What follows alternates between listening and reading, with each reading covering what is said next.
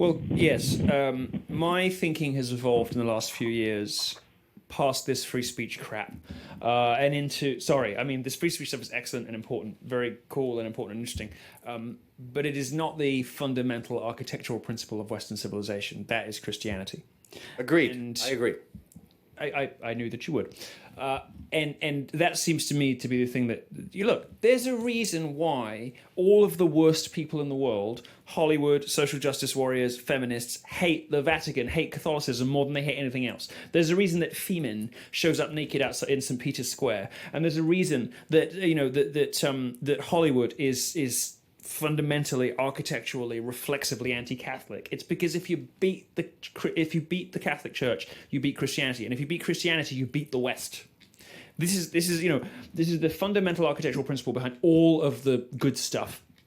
It's like at the Death Star. If you can just fly into the center of the Death Star, Right. just blow up that one thing, the Bible, in the center, Right. everything else. Everything there is a cascading series of explosions, And that's what and they've nearly done it. And the way they nearly did it was infiltrating the Catholic clergy to the point where the cardinals were so left wing, having been infiltrated. This is going to make me sound like some weird 1960s batshit lunatic, but Freemasonry from up until 50s and 60s.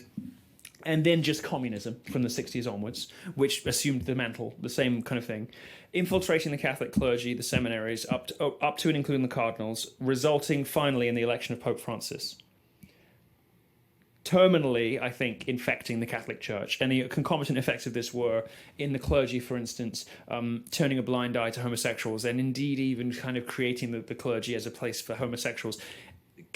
Christians will say, you let one sin in, the rest will follow. What they mean by that is if you make a place where people turn a blind eye to one kind of wrongdoing, people who want to do other bad things will know that that's a good place to hang out. That's why Antifa, yeah. That's why pedophiles join the priesthood.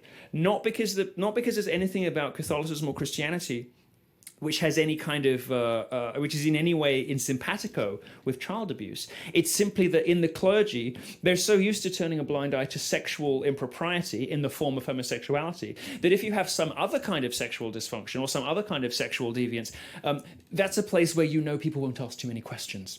And that's why there are pedophiles in the Catholic clergy. Right, you attract that by nature. Exactly, because you've created a place where people's sexual indiscretions will go unremarked upon and ignored. And indeed, some kinds of sexual indiscretion are a path to promotion, like homosexuality. And this is all in my book, Diabolical, by the way. And also in that book, in the appendix, is an explanation as to why Christianity is the root of all of Western civilization that we've been talking about. Anyway. I talked to a guy at Church Militant. You know those guys? Yeah, they're great. Is it Michael Voris? And I said, I had some naive, very rudimentary theory about pedophilia in the Catholic Church. And I said, it's, gays. Gays don't want to be, their family finds out they're gay. They say, go to the Catholic Church.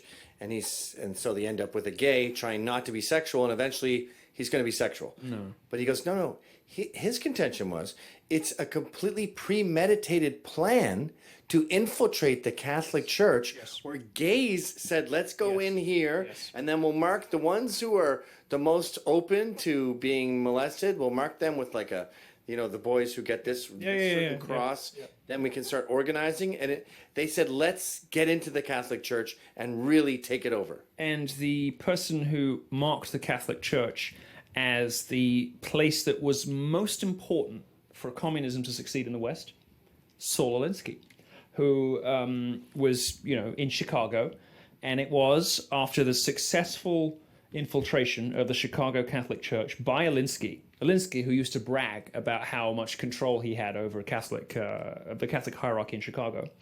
It was, some decades later, a young man by the name of Barack Hussein Obama, who was trained in community organizing in a communist Catholic organization in Chicago. Direct product of what Saul Alinsky had done in the 60s in Chicago. Oh, this is starting to get real InfoWarsy. No. This is all a matter of plain historical record. In Rules for Radicals, Yep. Saul Alinsky, who dedicates that book, by the way, to Lucifer. Yes, he does.